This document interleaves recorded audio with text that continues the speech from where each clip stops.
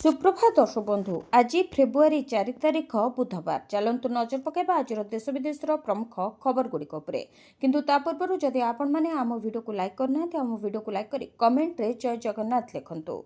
बाहरला railway group D चाकरी आशायींक पई बड़ सुजोग आज ही करंतु आवेदन। रेलवे नियुक्ति बोर्ड पक्षर ग्रुप डी पदवी 21,997 पदवी बाहरी जाइछि जार आवेदन प्रक्रिया आरंभ हो जाइछि। एथिरे 10म श्रेणी पास करिथिबा प्रार्थी माने आवेदन करिपारिबे। आवेदन फॉर्मर सर्वाधिक प्रवेश सुनिश्चित करबा पई एही प्रक्रिया को संपूर्ण ऑनलाइन करा जाइछि। प्रार्थी मानकु फॉर्म पूरण करबा समय रे सेमानकर आधार एवं शिक्षागत डॉक्यूमेंट संपर्क रे सटीक सूचना निश्चित करबाको परामर्श दिया जाइछि। आग्रही प्रार्थी माने ऑफिशियल वेबसाइट rrbapply.gov.in को जाई ऑनलाइन रे आवेदन करिपारिबे। तेबे आवेदन प्रक्रिया जनवरी 31 तारिख रे आरंभ होइतला एवं फॉर्म दाखल करिवार शेष तारिख मार्च 2, 2026 पर्यंत रहिछि। फीस जमा करिवार शेष तारिख हेउछि 4 मार्च 2026। आवेदन फॉर्म को करेक्शन करिवार विंडो 5 मार्च रु 14 मार्च पर्यंत खोला रहबो। प्रार्थी माने केवल गोटिए रेल जोन पई आवेदन करिपारिबे। गोटे रु अधिक जोन चयन कले सेमानको आवेदन खारज होइछिबो। तथापि गोटिए जोन मध्यरे एकाधिक पदवी पई पृथक फॉर्म पूरण करिवार आवश्यकता नाही।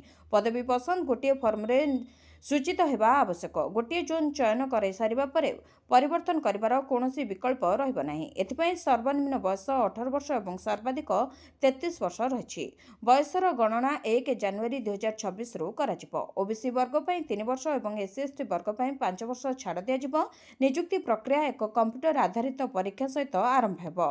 अवसर परे सरकारी क्वार्टर दखल अनुचित हाईकोर्ट कड़ा राय। हाईकोर्ट गुरुत्वपूर्ण राय। अवसर ग्रहण बा बदली परवर्ती काल रे सरकारी कर्मचारी अनुमति प्राप्त अवधि परे क्वार्टर अख्तियार रे रखिबा अनुचित बोली हाईकोर्ट राय दैछंती। आईनगत विवाद बा मकदमा आड़ रे सरकारी आवास रे लंबा समय पर्यंत रहिबा अक्षमणीय।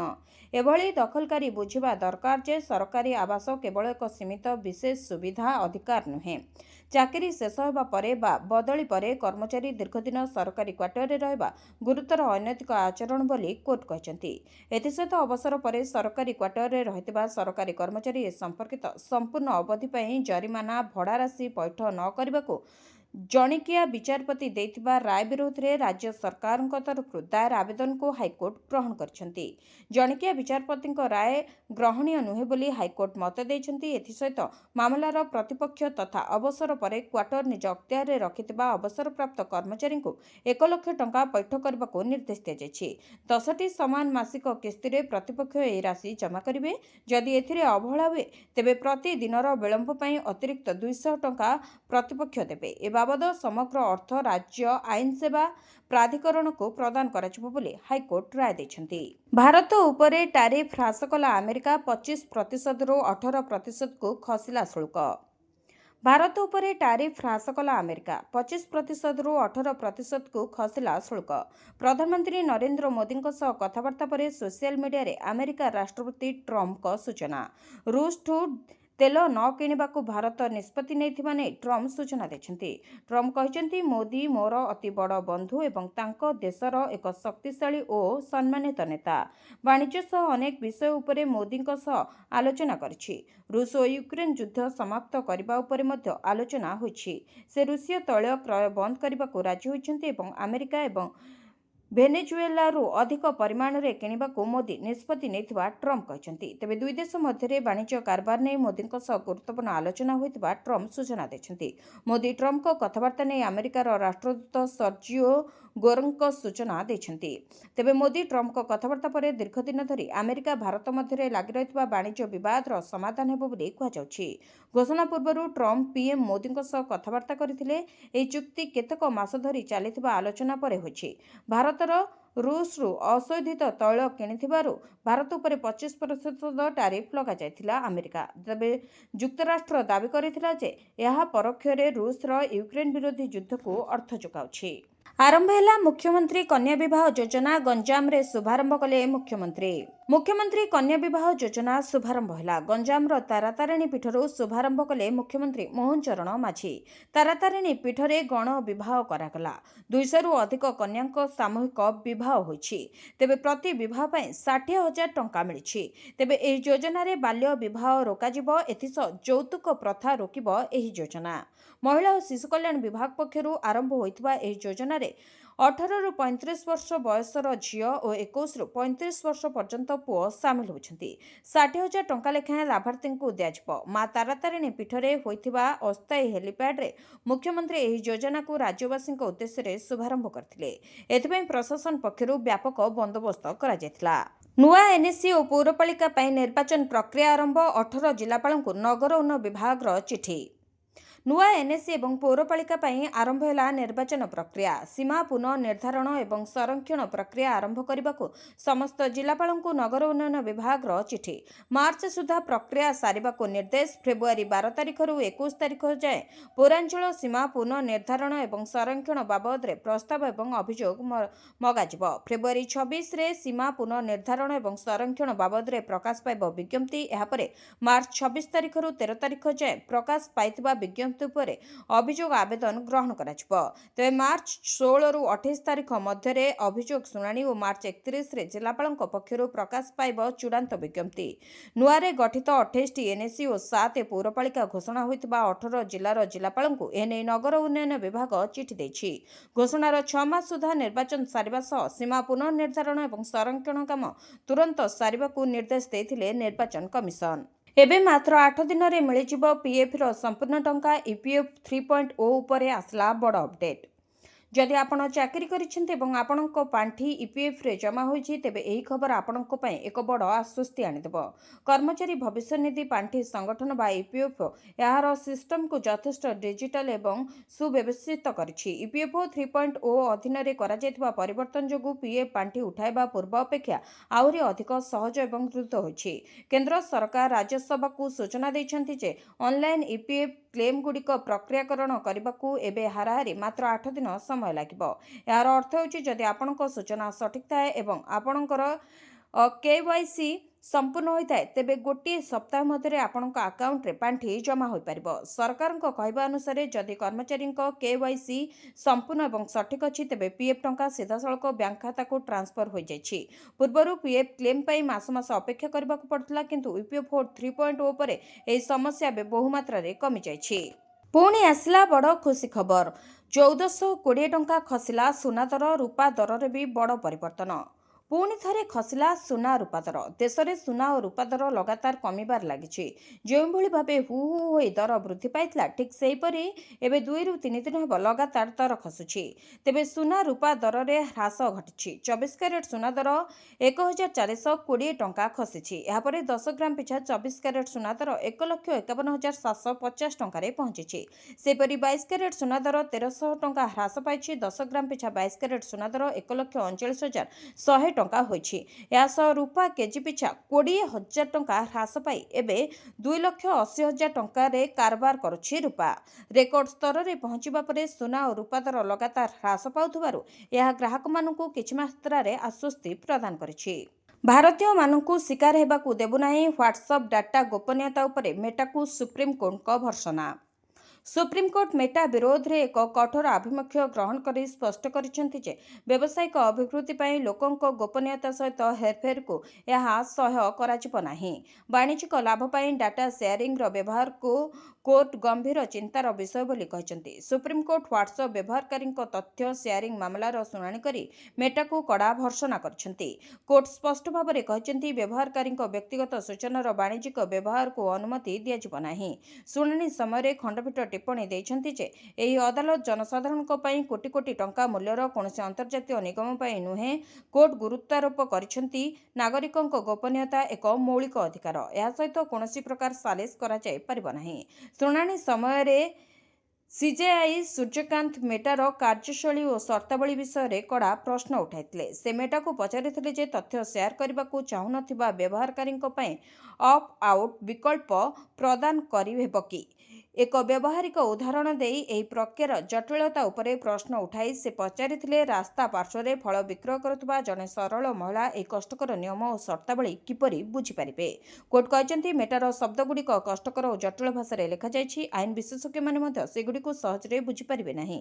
ଏହି ପରିସ୍ଥିତିକୁ ଦୃଷ୍ଟିରେ ରଖି କୋର୍ଟ ଏହାକୁ ଏକ ପ୍ରକାରର ପାଇରେସି ବୋଲି କହିଛନ୍ତି। କୋର୍ଟ ସ୍ପଷ୍ଟ ଭାବରେ କହିଛନ୍ତି, ଏହାକୁ ଅନୁମତି ଦିଆଯିବ ନାହିଁ। କୋର୍ଟ କହିଛନ୍ତି, ବ୍ୟବହାରକାରୀମାନେ ଏହି ଆପ୍ସ ପ୍ରତି ଆସକ୍ତ ହୋଇଗଲେଣି, ତେଣୁ କମ୍ପାନୀ ଏହି ବାଧ୍ୟବାଧକତାର ସୁଯୋଗ ନେଉଛି। କେଉଁଦିନ ଆସିବ ସୁଭଦ୍ରା ଟଙ୍କା? ନୋଟ୍ କରନ୍ତୁ ତାରିଖ। ରାଜ୍ୟ ସରକାରଙ୍କର ଫ୍ଲାଗସିପ୍ ସ୍କିମ୍ ସୁଭଦ୍ରା ଯୋଜନାରେ 3ଟି କିସ୍ତି ଟଙ୍କା ହିତାଧିକାରୀଙ୍କ ଖାତାକୁ ଆସିସାରିଛି। 3ଟି କିସ୍ତିରେ ମୋଟ 15,000 ଟଙ୍କା ପାଇସାରିଛନ୍ତି ହିତାଧିକାରୀ। ତେବେ 1 କୋଟିରୁ ଅଧିକ ହିତାଧିକାରୀ ଏହି ଟଙ୍କା ପାଇଛନ୍ତି। ଏହା ସହିତ ଗତ 22 ତାରିଖରେ ନୂଆକରି ଆବେଦନ କରିଥିବା ଏବଂ ପୂର୍ବ କିସ୍ତି ପାଇନଥିବା ମହିଳାଙ୍କ ଖାତାକୁ ଟଙ୍କା ପଠାଇଥିଲେ ସରକାର। ପ୍ରଥମ ଓ ଦ୍ୱିତୀୟ କିସ୍ତିରୁ ବାଦ୍ ପଡ଼ିଥିବା 2,55,265 ଜଣଙ୍କୁ ଟଙ୍କା ଦିଆଯାଇଥିଲା। ସେମାନେ ଏକ ସମୟରେ ପାଇଛନ୍ତି 2ଟି କିସ୍ତି। ସେହିପରି ଅଭିଯୋଗ ଶୁଣାଣିରେ 24,018 ଜଣ ହିତାଧିକାରୀଙ୍କୁ ସୁଭଦ୍ରା ଟଙ୍କା ଦିଆଯାଇଥିଲା। ସମସ୍ତଙ୍କ ଖାତାକୁ ଗତ 22 ତାରିଖରେ ସୁଭଦ୍ରା ଟଙ୍କା ପଠାଯାଇଥିଲା। ତେବେ ଏକକାଳୀନ 315 କୋଟି ଟଙ୍କା ପଠାଇଥିଲେ ରାଜ୍ୟ ସରକାର। ଏଥର ମୋଟ 4,57,681 ଜଣ ମହିଳାଙ୍କୁ ସୁଭଦ୍ରା ଟଙ୍କା ମିଳିଥିଲା। ସେହିଭଳି ନୂଆକରି ଆବେଦନ କରିଥିବା 1,78,398 ଜଣ ମହିଳାଙ୍କ ଖାତାକୁ ସୁଭଦ୍ରା ଯୋଜନାର ପ୍ରଥମ କିସ୍ତି ଟଙ୍କା ପଠାଯାଇଥିଲା। ତେବେ ଚତୁର୍ଥ କିସ୍ତି ଟଙ୍କା କେବେ ଆସିବ? କେଉଁମାନେ ପାଇବେ? ସମସ୍ତ ଯୋଗ୍ୟ ହିତାଧିକାରୀଙ୍କ ନିକଟରେ ସୁଭଦ୍ରା ଯୋଜନାର ଟଙ୍କା ପହଞ୍ଚାଇବା ନେଇ ପୂର୍ବରୁ ବି ଘୋଷଣା କରିସାରିଛନ୍ତି ରାଜ୍ୟ ସରକାର। ତେବେ ମହିଳା ଦିବସ ଅର୍ଥାତ୍ ମାର୍ଚ୍ଚ 8 ତାରିଖ 2026ରେ ମିଳିବ ସୁଭଦ୍ରା ଯୋଜନାର ଚତୁର୍ଥ କିସ୍ତି ଟଙ୍କା। ପାଣିପାଗରେ ବଡ଼ ପରିବର୍ତ୍ତନ, 9 ରାଜ୍ୟ ପାଇଁ ବର୍ଷା ଆଲର୍ଟ ଜାରି। ଉତ୍ତର ଏବଂ ମଧ୍ୟ ଭାରତରେ ପାଣିପାଗ ପୁଣି ଥରେ ପରିବର୍ତ୍ତନ ହେବାକୁ ଯାଉଛି। ଭାରତୀୟ ପାଣିପାଗ ବିଭାଗ ବା IMD ଅନୁଯାୟୀ ଏକ ନୂଆ ପଶ୍ଚିମା ଝଡ଼ ସକ୍ରିୟ ହେଉଛି, ଯାହାର ପ୍ରଭାବ ଆଗାମୀ କିଛି ଦିନ ମଧ୍ୟରେ ଦେଶର ବିଭିନ୍ନ ସ୍ଥାନରେ ଅନୁଭୂତ ହେବ। ଏହି ପ୍ରଣାଳୀ ପାହାଡ଼ିଆ ରାଜ୍ୟଗୁଡ଼ିକରେ ତୁଷାରପାତ ଏବଂ ସମତଳ ଅଞ୍ଚଳରେ ହାଲୁକାରୁ ମଧ୍ୟମ ବର୍ଷା, ପ୍ରବଳ ପବନ, ବଜ୍ରପାତ ଓ ଘନ କୁହୁଡ଼ିର ଆଣିପାରେ। ପାଣିପାଗ ବିଭାଗ ଜମ୍ମୁ କାଶ୍ମୀର, ପଞ୍ଜାବରୁ ଉତ୍ତରପ୍ରଦେଶ ପର୍ଯ୍ୟନ୍ତ 9ଟି ରାଜ୍ୟରେ ବର୍ଷା ଆଲର୍ଟ ମଧ୍ୟ ଜାରି କରିଛି। ଏହି ସମୟ ମଧ୍ୟରେ କିଛି ସ୍ଥାନରେ ଘଣ୍ଟା ପ୍ରତି 50 କିଲୋମିଟର ବେଗରେ ପବନ ବହିବାର ସମ୍ଭାବନା ରହିଛି। ତେବେ ଦିଲ୍ଲୀରେ ଘନ କୁହୁଡ଼ି ଆଚ୍ଛାଦନରେ ଘୋଡ଼ାଇ ହୋଇ ରହିଥିବା ଦେଖିବାକୁ ମିଳିଛି। ତଥାପି ରାଜଧାନୀରେ ବାୟୁ ଗୁଣବତ୍ତା ସାମାନ୍ୟ ଉନ୍ନତ ରହିଛି। ହାରାରି ବାୟୁ ଗୁଣବତ୍ତା ସୂଚକାଙ୍କ ମଧ୍ୟମ ବର୍ଗରେ ରହିଛି। ତଥାପି ଦୃଶ୍ୟମାନତା ହ୍ରାସ ହେବା ଫଳରେ ଯାତାୟାତ ଏବଂ ବିମାନ ଚଳାଚଳ ବାଧାପ୍ରାପ୍ତ ହେବାର ସମ୍ଭାବନା ରହିଛି। ପ୍ରଧାନମନ୍ତ୍ରୀ ଦେଶକୁ ବିକ୍ରି କରିଦେଇଛନ୍ତି, ରାହୁଲ ଗାନ୍ଧୀଙ୍କ ବିସ୍ଫୋରକ ଅଭିଯୋଗ। ଆମେରିକା ସହ ହୋଇଥିବା ବାଣିଜ୍ୟ ଚୁକ୍ତିକୁ ନେଇ ସବୁଆଡ଼େ ଚର୍ଚ୍ଚା ଲାଗି ରହିଛି। ଏହାରି ମଧ୍ୟରେ ବିରୋଧୀ ଦଳ ନେତା ପ୍ରଧାନମନ୍ତ୍ରୀ ନରେନ୍ଦ୍ର ମୋଦିଙ୍କ ବିରୋଧରେ ଗୁରୁତର ଅଭିଯୋଗ ଆଣିଛନ୍ତି। ସଂସଦ ବାହାରେ ଗଣମାଧ୍ୟମକୁ ସୂଚନା ଦେଇ ସେ କହିଛନ୍ତି ଯେ ପ୍ରଧାନମନ୍ତ୍ରୀ ଏବେ ସାଲିସ କରିଛନ୍ତି ଏବଂ ନିଜ ଭାବମୂର୍ତ୍ତି ବଞ୍ଚାଇବା ପାଇଁ ଦେଶକୁ ବିକ୍ରି କରିଦେଇଛନ୍ତି। ରାହୁଲଙ୍କ ଅଭିଯୋଗ ଅନୁଯାୟୀ ଗତ କିଛି ମାସ ଧରି ଅଟକି ରହିଥିବା ଭାରତ ଆମେରିକା ବାଣିଜ୍ୟ ଚୁକ୍ତିକୁ ପ୍ରଧାନମନ୍ତ୍ରୀ ଚାପରେ ପଡ଼ି ରାତାରାତି ସ୍ୱାକ୍ଷର କରିଛନ୍ତି। ରାହୁଲ କହିଛନ୍ତି ଯେ ଆମେରିକାରେ ଆଦାନୀଙ୍କ ବିରୋଧରେ ଥିବା ମାମଲା ଏବଂ ଏପଷ୍ଟାଇନ୍ ଫାଇଲ୍ସରୁ ପ୍ରଧାନମନ୍ତ୍ରୀ ଭୟଭୀତ ଅଛନ୍ତି। ନିଜର ଭାବମୂର୍ତ୍ତି ନଷ୍ଟ ହେବା ଭୟରେ ସେ ଏହି ଚୁକ୍ତି କରିଥିବା ରାହୁଲ ଦାବି କରିଛନ୍ତି। ଚାଇନା ପ୍ରସଙ୍ଗ ଏବଂ ପୂର୍ବତନ ସେନା ମୁଖ୍ୟ ରନୱାରେଙ୍କ ସ୍ମୃତି ଗ୍ରନ୍ଥ ବିଷୟରେ କହିବାକୁ ଅନୁମତି ନ ମିଳିବାରୁ ରାହୁଲ କ୍ଷୋଭ ପ୍ରକାଶ କରିଛନ୍ତି। ଭକ୍ତ ଦାସଙ୍କ ବଡ଼ ଦାବି, ପୌର NSC ନିର୍ବାଚନ ବାଲାଟରେ ହେଉ। ରାଜ୍ୟ ସରକାରଙ୍କ ପକ୍ଷରୁ ନିକଟରେ 28 ବିଜ୍ଞପ୍ତ ଅଞ୍ଚଳ ପରିଷଦ ବା NSC ଏବଂ 7 ପୌରପାଳିକା ବା ମ୍ୟୁନିସିପାଲିଟି ନିର୍ବାଚନ ଲାଗି ସରକାରଙ୍କ ପକ୍ଷରୁ ପ୍ରକ୍ରିୟା ଆରମ୍ଭ ହୋଇଛି। ଏ ସଂକ୍ରାନ୍ତରେ ରାଜ୍ୟ ପୌର ପ୍ରଶାସନ ନିର୍ଦ୍ଦେଶକ ଅରିନ୍ଦମ ଡାକୁଆ 18 ଜିଲ୍ଲାପାଳଙ୍କୁ ପତ୍ର ଲେଖି ଅବଗତ କରାଇଛନ୍ତି। ଏହି ପରିପ୍ରେକ୍ଷୀରେ PCC ସଭାପତି ଭକ୍ତଚରଣ ଦାସ ଏକ ବଡ଼ ଦାବି କରିଛନ୍ତି। ସେ ପ୍ରତିକ୍ରିୟା ପ୍ରକାଶ କରି ପୌର ଏବଂ NSC ନିର୍ବାଚନ ବାଲାଟ ପେପରରେ କରିବାକୁ ଦାବି କରିଛନ୍ତି। ନିର୍ବାଚନ ବାଲାଟ ପେପରରେ କରିବାକୁ ନିର୍ବାଚନ କମିଶନଙ୍କ ଦୃଷ୍ଟି ଆକର୍ଷଣ କରାଯିବ ବୋଲି ଗଣମାଧ୍ୟମ ପ୍ରତିନିଧିଙ୍କୁ ପ୍ରକାଶ କରିଛନ୍ତି PCC ସଭାପତି। EVMରେ ଭୋଟ ଚୋରି ହେଉଛି, ଏନେଇ ନିର୍ବାଚନ ବାଲାଟରେ କରିବାକୁ ଦାବି ଉଠାଉଛୁ ବୋଲି ଭକ୍ତ କହିଛନ୍ତି। ବବିଙ୍କ ବିରୋଧରେ ଅରିନ୍ଦମଙ୍କ ଡାଇଲଗ ବାଣ କଟାକ୍ଷ କରି ଛଦ୍ମବେଶୀ ରାବଣକୁ ଚେତାବନୀ ଦେଲେ ଆକାଶ। ପୁଣି ଚର୍ଚ୍ଚାରେ ଯାଜପୁର କରଦା ହରିହାଟ ମହୋତ୍ସବ ମଞ୍ଚ। ଉଦ୍ଯାପନୀ ଉତ୍ସବରେ ପୂର୍ବତନ ବିଜେଡି ରାଜ୍ୟ ସାଂଗଠନିକ ସମ୍ପାଦକ ପ୍ରଣବ ପ୍ରକାଶ ଦାସ ଓରଫ ବବିଙ୍କୁ ଟାର୍ଗେଟ କଲେ ତାଙ୍କ ଭିଣୋଇ ତଥା ସିନେ ତାରକା ଓ ବିଜେପି ନେତା ଅରିନ୍ଦମ ରାୟ ଓ କୋରେଇ ବିଧାୟକ ଆକାଶ ଦାସ ନାୟକ। ଅରିନ୍ଦମ କହିଛନ୍ତି, ଯାଜପୁର ସାଙ୍ଗରେ ମୋର ସମାର୍କ ଅଛି, ଆପଣମାନେ ଜାଣିଥିବେ। ମୁଁ 2024 ପରଠାରୁ ଯାଜପୁର ଆସିନଥିଲି। ଆକାଶ ଭାଇ ଆଜି ମୋତେ ଯାଜପୁର ଆସିବାର ସୁଯୋଗ ଦେଇଛନ୍ତି। ଆକାଶ ଭାଇ ବହୁତ ନରମ ଥିଲେ, ଏବେ ଗରମ ହେଲେଣି। ଆକାଶଙ୍କୁ ଗରମ କରିବା ପାଇଁ ଅରିନ୍ଦମ ଅଭିନୟ କରିଥିବା ଚଳଚ୍ଚିତ୍ର ରାଜା ଝିଅ ସାଙ୍ଗେ ହେଇଗଲା ଭାବର ଏକ ଡାଇଲଗ କହିଥିଲେ। ଏନେଇ आउ एक मध्य कथा कहते जे आकाश भाई कहवा कथा जहाँ मु ताहा कहि देउछि। आकाश भाई बढ़ते चलो हम तुम्हारे साथ हैं बोली कहते अरिंदम। तेबे विधायक आकाश मध्य मंच उपरु बबी को निशाना करी कहचंती कोरेई लोक खट मुंडे नाहंती मुंड खटैछंती। कोरेई लोकंकु बोका भाबनी, कोरेई लोक बहुत चालाक। रामायण रे रावण छद्मवेश आसीथिले से छद्मवेशी रावण माने जे साधु वेश आसी एबे कोरेई रे घरे घरे बुलुचंती सेमानंकु आमको चिन्हबाकू पड़िबो। आमे आउ ठकिबु नाही। कोरेईर भाग्य कोरेई पुओ कोरेई बासी लेखिबे। बालिचोरी रोकबाकू आउ पादे आगेइले सरकार। लघु खनिज संपद पई आसिला नुआ मार्गदर्शिका। चलिबनी मालिकंक मनमर्जी, मन इच्छा दर में बिक्री करिपारिबनी लघु खनिज। बेआईन खनि खनन उपरे रोक सह बाली माफिया को साबाड़ करने को सरकार आनिछंती नुआ मार्गदर्शिका, जहाँ साधारण लोकंकु बेस सुहाइब। अन्यपटे ईडी चढ़ाऊ बाली माफिया मुंडबिंधार कारण पलटिथिबा बेले विभागीय मंत्री जिलू आसी सांघातिक अभियोग। ओडिशा रे लघु खनिज संपद पई नुआ नियम एणिकी निलाम नुहे ई लटेरी माध्यम मिलिबो खनि लिस्ट। राज्य में बाली पथर मोरम भली लघु खनिज संपद सुपरिचालना एवं कला बजारी रोकवा पई अंटा भिड़िछंती सरकार। ओडिशा लघु खनिज रिहाती बा संशोधन नियमावली 2025 अधीन नूतन कार्यकारी मार्गदर्शिका जारी होइछि। सहरांचलर विकास पई बजेट रे स्वतंत्र व्यवस्था 5 वर्ष पई 5000 कोटी बजेट आगत। सहरांचल विकास पई एथर बजेट रे रहिछि स्वतंत्र व्यवस्था। एने घोषणा होइछि सिटी इकोनॉमिक रिजियन बा सीआर। आगामी 5 वर्ष पई 5000 कोटी टंकार बजेट आगत करा जायछि। केंद्र बजेट रे व्यवस्था सहरांचल भित्तिभूमि विकास रे सहायक हेबो। विशेष करी नुआ योजना भुवनेश्वर, कटक, पुरी, पारादीप इकोनॉमिक रिजियन विकास क्षेत्र में बड़ अवदान हेबो। पूर्वर स्मार्ट सिटी योजना अधीन भुवनेश्वर को 2072 कोटी टंका मिलिथिला, किंतु वर्तमान सहरर अभिवृद्धि अनुसार पुंजीर आवश्यकता रही। तेणु एभली एक बड़ आर्थिक अनुदान सहर विकास को आगकू नेबारे सहायक हेबो बोली कहिसंती अर्थनीतिज्ञ। विशेष करी टायर 2, टायर 3 एवं मंदिर मालिनी सहर में अत्याधुनिक भित्तिभूमि सह मौलिक आवश्यकता पूरण पर लक्ष्य रही। स्मार्ट सिटी मिशन अधीन smart traffic signal system, smart Janpath, multi level car parking व्यवस्था, स्मार्ट पार्क, स्ट्रीट भेंडर भली अनेक कार्यक्रम हाथ को हेले विडंबनार कथा योजना गुड़िकर सठिक रूपायन हो पारिनी। तेबे नुआ योजना किभली कार्यकारी हेबो ताकू नै प्रश्न उठाइछंती urban planner. City economic region जरिया भुवनेश्वर को निकटस्थ सहर सह जोगाजोग सहज हो पारिबो। हिंसा परे मणिपुर बासी पाइले मुख्यमंत्री। हिंसा पई मणिपुर रे राष्ट्रपति शासन रो प्राय गोटे वर्ष परे मणिपुर को मिलिला नुआ मुख्यमंत्री। नूतन मुख्यमंत्री भावरे पूर्वतन मंत्री युमो नाम खेमचंद सिंह को बीजेपी दल द्वारा मनोनीत करा जायछि। मणिपुर रे दीर्घ समय धरी जातिगत हिंसा मध्य 2025 फेब्रुआरी 9 रे तत्कालीन मुख्यमंत्री एन बीरेन सिंह इस्तीफा देबा परठू एही पदवी खाली पड़िथिला। तेबे मुख्यमंत्री इस्तीफा देबार किछि दिन परे राज्य रे राष्ट्रपति शासन लागू करा जायथिला। तेबे नुआ दिल्ली रे दलीय बैठक परे मणिपुर बीजेपी विधायक दल नेता भावे वाई खेमचंद सिंह को नाम घोषणा करा जायथिला। बीजेपी विधायक दल नेता भावे निर्वाचित परे तांको नाम को एबे एनडीए रो अन्य दल विधायकों समर्थन मिलवा परे मणिपुर विधानसभा रे विधायक दल नेता निर्वाचित होई परिबो। एथिपई एक पृथक बैठक अनुष्ठित हेबाकू जाउछि। 60 सदस्य विशिष्ट मणिपुर विधानसभा रे एनडीए रो वर्तमान 37 जन विधायक अछंती। प्रारंभ रे 2022 विधानसभा निर्वाचन रे बीजेपी रो 32 जन प्रार्थी निर्वाचित होइतिले परे एनडीए नेतृत्वाधीन जेडीयू रो 6टी विधायकों पई एही संख्या 38 रे पहुंचीथिला। तेबे विरोधी दल रो अध डजन मध्य 5 जन परे दल छाड़ी बीजेपी रे जोग देथिले। या व्यतीत जने कार्यरत विधायकों मृत्यु परे राज्य विधानसभा रे गोटी आसन खाली पड़िथिला। तेबे चलित राष्ट्रपति शासन रो निर्धारित समय सीमा सप्ताह समाप्त हेबार 10 दिन पूर्व मुख्यमंत्री पद पई खेमचंद सिंह को नाम घोषणा करा जायछि। एसआईआर केवल विरोधी शासित राज्य रे हेउछि कहिले ममता बनर्जी। पश्चिमबंग मुख्यमंत्री ममता बनर्जी निर्वाचन आयुक्त को निशाना करी कहिसंती जे ଭୋଟର ତାଲିକାର ସ୍ୱତନ୍ତ୍ର ସଘନ ସଂଶୋଧନ ବା ଏସ୍ଆଇଆର୍ର ପୀଡ଼ିତମାନଙ୍କୁ ସୁଯୋଗ ଦେଇନାହାନ୍ତି ସରକାର। ବିଧାନସଭା ନିର୍ବାଚନ ପୂର୍ବରୁ ରାଜ୍ୟଗୁଡ଼ିକରେ ଏସ୍ଆଇଆର୍ର ପଛରେ ଉଦ୍ଦେଶ୍ୟ ଉପରେ ପ୍ରଶ୍ନ ଉଠାଇଛନ୍ତି ମମତା। ପଶ୍ଚିମବଙ୍ଗରେ ଏସ୍ଆଇଆର୍ ପ୍ରକ୍ରିୟା ପୀଡ଼ିତମାନଙ୍କ ସହ ଦିଲ୍ଲୀରେ ଏକ ସାମ୍ବାଦିକ ସମ୍ମିଳନୀ କରିଥିଲେ ମମତା ବାନାର୍ଜୀ। ସାମ୍ବାଦିକ ସମ୍ମିଳନୀରେ ସେ କହିଥିଲେ ଯେ ଉପସ୍ଥିତ ଥିବା ସମସ୍ତ ଜନତା ଏସ୍ଆଇଆର୍ ଯୋଗୁଁ କଷ୍ଟ ପାଇଥିବା ଲୋକଙ୍କ ପାଇଁ ପ୍ରତିନିଧିତ୍ୱ କରୁଛି। ମୁଁ ଏଠାକୁ ଲକ୍ଷ ଲକ୍ଷ ଲୋକଙ୍କୁ ଆଣିପାରିଥାନ୍ତି ବୋଲି କହିଥିଲେ ମମତା। ତେବେ କେନ୍ଦ୍ର ସରକାରଙ୍କୁ ଇଙ୍ଗିତ କରି କହିଥିଲେ ଯେ ସେମାନେ ଏସ୍ଆଇଆର୍ ପୀଡ଼ିତଙ୍କୁ ନିଜକୁ ରକ୍ଷା କରିବାର ସୁଯୋଗ ଦେଉନାହାନ୍ତି।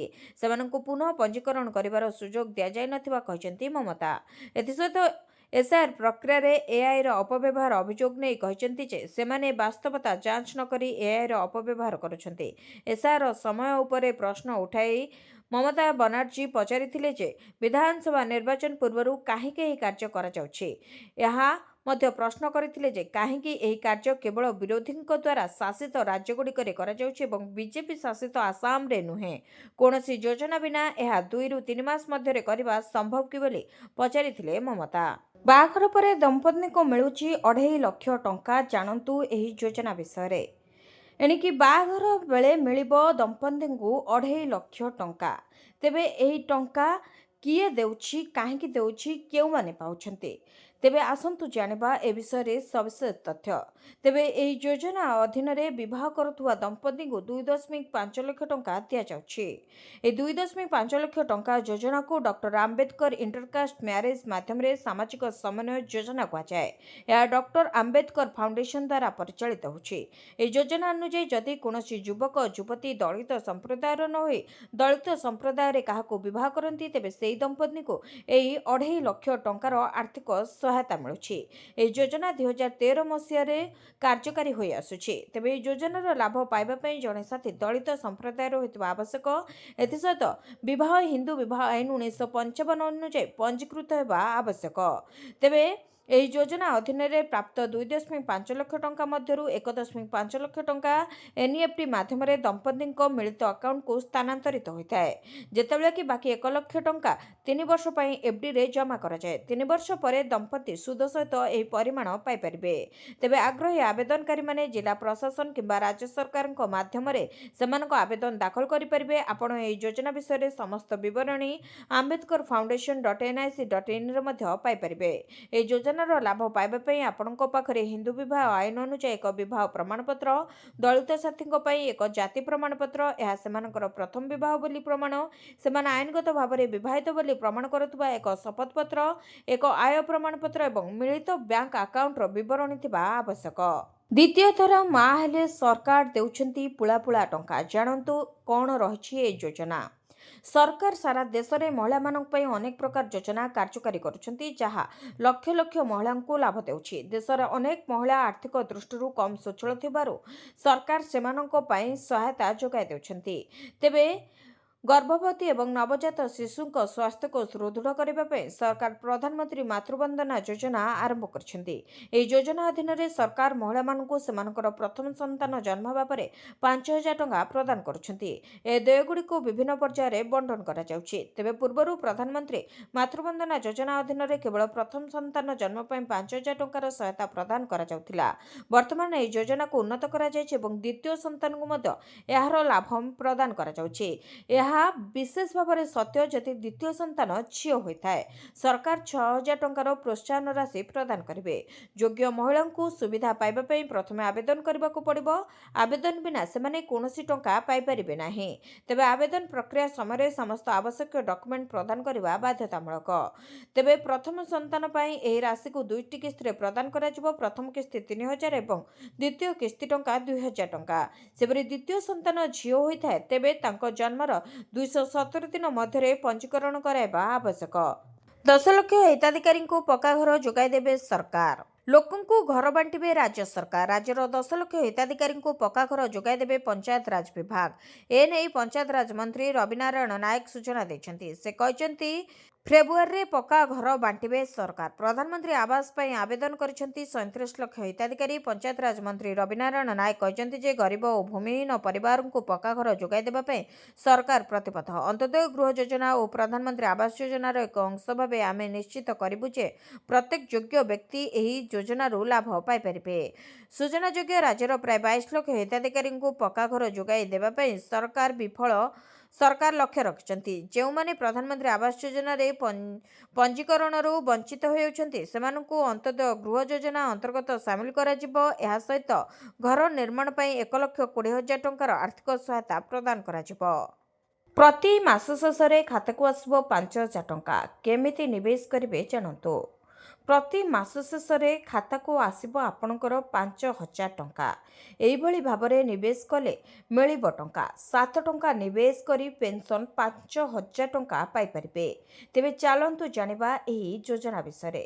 ପେନ୍ସନ୍ ସାହାଯ୍ୟରେ ବୃଦ୍ଧାବସ୍ଥାକୁ ଭଲ ଭାବରେ ବିତାଇ ପାରିବେ। ଅଟଳ ପେନ୍ସନ୍ ଯୋଜନା ହେଉଛି ଏକ ଏପରି ଯୋଜନା ଯାହାକି ପେନ୍ସନ୍ ଚିନ୍ତା ଦୂର କରିଥାଏ। ସ୍ୱଳ୍ପ ଆୟ କରୁଥିବା ଲୋକଙ୍କ ପାଇଁ ଅଟଳ ପେନ୍ସନ୍ ଯୋଜନା ସବୁଠାରୁ ଭଲ ଏବଂ ଲାଭଦାୟକ ହୋଇଥାଏ। 2015-16ରେ ଅଟଳ ପେନ୍ସନ୍ ଯୋଜନା ଆରମ୍ଭ କରାଯାଇଥିଲା। 2022ରେ ଟିକସଦାତା ନିୟମ ଲାଗୁ କରାଯାଇଥିଲା। ଏଥିରେ ଆପଣ ପ୍ରତି ମାସରେ 5,000 ଟଙ୍କାର ପେନ୍ସନ୍ ପାଇପାରିବେ। ଏଥିରେ ଆପଣଙ୍କୁ ଖୁବ୍ କମ୍ ନିବେଶ କରିବାକୁ ପଡ଼ିବ। ଅଟଳ ପେନ୍ସନ୍ ଯୋଜନାରେ ଯଦି ଆପଣ ପ୍ରତ୍ୟେକ ଦିନ ମାତ୍ର 7 ଟଙ୍କା ବିନିଯୋଗ କରିବେ, ଏହି ହିସାବରେ ପ୍ରତି ମାସରେ ମାତ୍ର 210 ଟଙ୍କା ବିନିଯୋଗ କଲେ ପ୍ରତି ମାସରେ 5,000 ଟଙ୍କା ପେନ୍ସନ୍ ମିଳିବ। ଏହାର ଅର୍ଥ ହେଉଛି ପ୍ରତିଦିନ ଆପଣଙ୍କୁ କେବଳ 7 ଟଙ୍କା ବିନିଯୋଗ କରିବାକୁ ପଡ଼ିବ। ଅଟଳ ପେନ୍ସନ୍ ଯୋଜନା PFRDA ଦ୍ୱାରା ପରିଚାଳିତ। ଯେହେତୁ ଏହା ଏକ ସରକାରୀ ଯୋଜନା, ତେଣୁ ଏଥିରେ ଚିନ୍ତା କରିବାର କୌଣସି ଆବଶ୍ୟକତା ନାହିଁ। ଏହି ଯୋଜନାରେ ସର୍ବନିମ୍ନ ପେନ୍ସନ୍ ମୂଲ୍ୟ 1,000 ଓ ସର୍ବାଧିକ 5,000 ଟଙ୍କା ରହିଛି। 18ରୁ 40 ବର୍ଷ ବୟସର ବ୍ୟକ୍ତି ଏଥିରେ ଟଙ୍କା ବିନିଯୋଗ କରିପାରିବେ। ଏହି ଯୋଜନା ଅଧୀନରେ ଜଣେ ବ୍ୟକ୍ତି 60 ବର୍ଷ ପାର ହେବା ପରେ ମୃତ୍ୟୁ ପର୍ଯ୍ୟନ୍ତ ମାସିକ 5,000 ଟଙ୍କାର ପେନ୍ସନ୍ ମିଳିବ। ବିଜେଡିରେ ବଢୁଛି ଦଳ ବିରୋଧୀଙ୍କ ସଂଖ୍ୟା। ବିଦା କରୁଛନ୍ତି ନବୀନ, ସଫା ହୋଇଯିବା ଆଶଙ୍କା। ନବୀନଙ୍କ ଆକ୍ସନ ଏବେ ତୃଣମୂଳ ସ୍ତରରେ ବିଜେଡିକୁ ଶକ୍ତିଶାଳୀ ନୁହେଁ ବରଂ ଦୁର୍ବଳ କରିବାରେ ଲାଗିଛି। ବିକଳ୍ପ ଚେହେରା ସୃଷ୍ଟି ନ କରି ଦଳ ବିରୋଧୀ ଟ୍ୟାଗ୍ ଦେଇ ନେତାଙ୍କୁ ନିଲମ୍ବନ କରିବା ବିଜେଡି ପାଇଁ ବୁମରାହ ହୋଇପାରେ।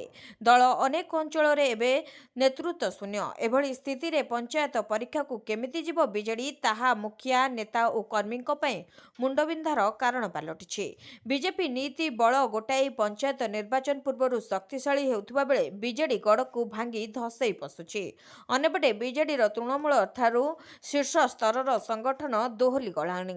କେଉଁଠି ନେତା ବିଜେଡିରୁ ମୁହଁ ଫେରାଉଛନ୍ତି ତ ଆଉ କେଉଁଠି ଦଳ ବିରୋଧୀର ଆଖ୍ୟା ଦେଇ ଜଣକ ପରେ ଜଣେ ନେତାଙ୍କୁ ନିଲମ୍ବନ କରୁଛନ୍ତି ବିଜେଡି ସୁପ୍ରିମୋ ପ୍ରଫୁଲ୍ଲ ମଲ୍ଲିକ, ବରିଷ୍ଠ ନେତା ଅରବିନ୍ଦ ମହାପାତ୍ର ପାଟକୁରା ବିଧାୟକ, ସନାତନ ମହାକୁଡୁ ଚମ୍ପୁଆ ବିଧାୟକ, ଶଶି ସାହୁ ବିଜେଡି ନେତା, ଶ୍ରୀମୟୀ ମିଶ୍ର ନିଲମ୍ବିତ ବିଜେଡି ନେତ୍ରୀ, ନଳିନୀ ପ୍ରଭା ଜେନା ଜିଲ୍ଲା ପରିଷଦ ଅଧ୍ୟକ୍ଷ ଯାଜପୁର, ଗଣେଶ୍ୱର ବରାଳ ଜିଲ୍ଲା ପରିଷଦ ଉପାଧ୍ୟକ୍ଷ ଯାଜପୁର ଭଳି ନେତାଙ୍କୁ ବିଜେଡିରୁ ବାହାର ରାସ୍ତା ଦେଖାଇଛନ୍ତି। ତେବେ ଯାହାର ପ୍ରଭାବ ସିଧାସଳଖ ଦଳୀୟ ସଂଗଠନ ଉପରେ ପଡ଼ିଛି। ଅନେକ ଅଞ୍ଚଳରେ ନେତୃତ୍ୱ ଶୂନ୍ୟ ହୋଇପଡ଼ିଲାଣି ଦଳ। ତେବେ ପରିବର୍ତ୍ତିତ ରାଜନୈତିକ ସ୍ଥିତିରେ ବିଜେଡିରେ ବଦଳୁଛି ପାୱାର ସେଣ୍ଟର, ଯାହା ବିଜେଡିରେ ଗୋଷ୍ଠୀ କନ୍ଦଳକୁ ଉଗ୍ର କରିଛି। ଭିତରେ ଭିତରେ ଶୀର୍ଷ ସ୍ତରର ଦଳୀୟ ନେତାଙ୍କ ମଧ୍ୟରେ ଚାଲିଛି ଶୀତଳ ଯୁଦ୍ଧ, ଯାହାର ପ୍ରଭାବ ତୃଣମୂଳ ସ୍ତରର ସଂଗଠନ ଉପରେ ପଡ଼ିଛି। ଯେଉଁମାନଙ୍କୁ କ୍ଷମତା କେନ୍ଦ୍ର ଚାହୁଁନି ସେମାନଙ୍କ ଅନୁଗତ ଦଳୀୟ ଆକ୍ରୋଶର ଶିକାର ହେଉଥିବା ଚର୍ଚ୍ଚା ହେଉଛି। ଚାଷୀଙ୍କର ଏହି 4ଟି ଭୁଲ ପାଇଁ ଆସିବନି କିସ୍ତି ଟଙ୍କା, ଲିଷ୍ଟରୁ କଟିଯିବ ନା। ପ୍ରଧାନମନ୍ତ୍ରୀ କିଷାନ ସମ୍ମାନ ନିଧି ଯୋଜନାକୁ ନେଇ ଆସିଲା ବଡ଼ ଅପଡେଟ୍। ଏହି ଚାଷୀମାନଙ୍କୁ ମିଳିବନି ଟଙ୍କା। ଜାଣନ୍ତୁ କ'ଣ ରହିଛି କାରଣ। ପ୍ରଧାନମନ୍ତ୍ରୀ କିଷାନ ସମ୍ମାନ ନିଧି ଯୋଜନା ସାରା ଦେଶର ଲକ୍ଷ ଲକ୍ଷ କ୍ଷୁଦ୍ର ଏବଂ ନାମମାତ୍ର ଚାଷୀଙ୍କ ପାଇଁ ଆର୍ଥିକ ସହାୟତାର ସର୍ବବୃହତ ଉତ୍ସ ପାଲଟିଛି। କେନ୍ଦ୍ର ସରକାରଙ୍କର ଏହି ଯୋଜନା ମାଧ୍ୟମରେ ଚାଷୀମାନଙ୍କୁ 3ଟି ସମାନ କିସ୍ତିରେ ସିଧାସଳଖ ସେମାନଙ୍କ ବ୍ୟାଙ୍କ ଆକାଉଣ୍ଟରେ ପ୍ରତିବର୍ଷ 6,000 ଟଙ୍କା ଆର୍ଥିକ ସହାୟତା ଯୋଗାଇ ଦିଆଯାଉଛି। ତେବେ ନଭେମ୍ବର 2025ରେ 21ତମ କିସ୍ତି ସଫଳ ସହିତ ହସ୍ତାନ୍ତର ପରେ ସାରା ଦେଶର ଚାଷୀମାନେ ଏବେ 22ତମ କିସ୍ତିକୁ ଉତ୍ସାହର ସହିତ ଅପେକ୍ଷା କରିଛନ୍ତି। ତଥାପି କଠୋର ସରକାରୀ ନିୟମ ଓ ଡିଜିଟାଲ ଯାଞ୍ଚ ପ୍ରକ୍ରିୟା ଯୋଗୁଁ ଲକ୍ଷ ଲକ୍ଷ ଚାଷୀ ଏଥର ମଧ୍ୟ ଆର୍ଥିକ ଅସୁବିଧାର ସମ୍ମୁଖୀନ ହେବାର ସମ୍ଭାବନା ରହିଛି। ଏହି କିସ୍ତି ବିଶେଷ ଭାବରେ KYC ଏବଂ ଜମି ବିହୀନ ଭଳି ବାଧ୍ୟତାମୂଳକ ପ୍ରକ୍ରିୟା ପୂରଣ କରିନଥିବା ହିତାଧିକାରୀଙ୍କ ପାଇଁ ସମସ୍ୟାଜନକ ହୋଇପାରେ।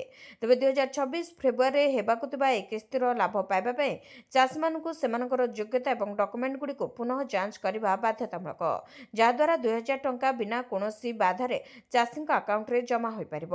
ତେବେ କ'ଣ ରହିଛି ସେହି 4ଟି ନିୟମ? ଯେଉଁ 4ଟି ନିୟମ ଦ୍ୱାରା ଏବଂ ଯେଉଁ 4ଟି ନିୟମ ଯଦି ଆପଣ କରିନାହାନ୍ତି ତାହେଲେ ଆପଣଙ୍କ ନାଁ ଲିଷ୍ଟରୁ ମଧ୍ୟ କଟିଯାଇପାରେ। ପ୍ରଥମ ହେଉଛି EKYC। ଯଦି ଆପଣ EKYC ସମ୍ପୂର୍ଣ୍ଣ କରିନାହାନ୍ତି ତାହେଲେ ଆପଣଙ୍କର ନାଁ PM କିଷାନ ଯୋଜନାରୁ କଟିଯାଇପାରେ। ସେହିପରି ଅନ୍ୟ ଏକ ଯୋଜନା ହେଉଛି ସଠିକ୍ ବ୍ୟାଙ୍କ ବିବରଣୀ। ଯଦି ଆପଣ ବ୍ୟାଙ୍କର ବିବରଣୀ ସଠିକ୍ ଭାବରେ ଦେଇନାହାନ୍ତି କିମ୍ବା ବ୍ୟାଙ୍କରେ କିଛି ଭୁଲ ରହିଛି, ଆଧାର ଲିଙ୍କ ହେଇନି, ଆକାଉଣ୍ଟ ଆକ୍ଟିଭ ହୋଇନି, ଏହିସବୁ ସମସ୍ୟା ଥିଲେ ଆପଣଙ୍କ ଖାତାକୁ ଟଙ୍କା ଆସିନା ପରେ କିମ୍ବା ଆପଣଙ୍କର ନାଁ ମଧ୍ୟ PM କିଷାନ ଯୋଜନାରୁ କଟିଯାଇପାରେ। 3ରେ ହେଉଛି ଜମି ରେକର୍ଡ। ଯଦି ପୋର୍ଟାଲରେ ଜମି ରେକର୍ଡ ହୋଇନାହିଁ ତାହେଲେ ଆପଣଙ୍କୁ PM କିଷାନ ଟଙ୍କା ମିଳିବ ନାହିଁ। ନିୟମିତ ତଦାରଖ। ସମୟ ସମୟରେ ସ୍ଥିତି ଯାଞ୍ଚ କରି ରଖନ୍ତୁ, ଯାହାଦ୍ୱାରା ଯେକୌଣସି ରେଜିଷ୍ଟ୍ରେସନ ବା ଯେକୌଣସି ରିଜେକ୍ସନ ତୁରନ୍ତ ଚିହ୍ନଟ ହୋଇପାରିବ। ଯଦି ନିୟମିତ ତଦାରଖ ନ କରିବେ ଆପଣଙ୍କର ରିଜେକ୍ସନର କାରଣ ଜାଣି ନପାରିବେ ଏବଂ ଆପଣଙ୍କ ଟଙ୍କା ଆସିନପାରେ କିମ୍ବା ନାଁ ମଧ୍ୟ କଟିଯାଇପାରେ। ମ୍ୟାନମାରରେ 5.9 ତୀବ୍ରତାର ଶକ୍ତିଶାଳୀ ଭୂକମ୍ପ ଥରିଲା କଲିକତା।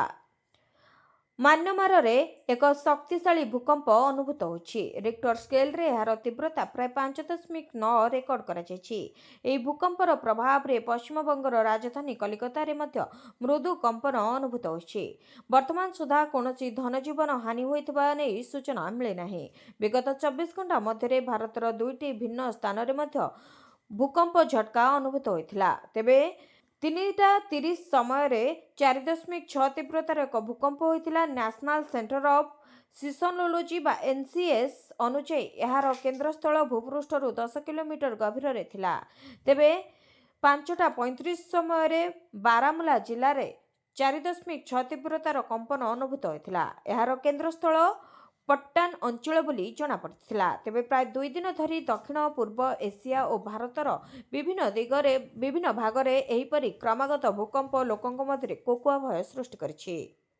ଭିଡ଼ିଓଟିକୁ ଶେଷ ଯାଏ ଦେଖିଥିବାରୁ ଆପଣଙ୍କୁ ଧନ୍ୟବାଦ। ଯଦି ଆପଣମାନେ ଏପର୍ଯ୍ୟନ୍ତ ଆମ ଭିଡ଼ିଓକୁ ଲାଇକ୍ କରିନାହାନ୍ତି, ଆମ ଭିଡ଼ିଓକୁ ଲାଇକ୍ କରି କମେଣ୍ଟରେ ଜୟ ଜଗନ୍ନାଥ ଲେଖନ୍ତୁ। ଏଥିସହିତ ଆମ ଚ୍ୟାନେଲକୁ ସବସ୍କ୍ରାଇବ୍ କରି ପାଖରେ ଥିବା ବେଲ୍ ଆଇକନକୁ ପ୍ରେସ୍ କରନ୍ତୁ।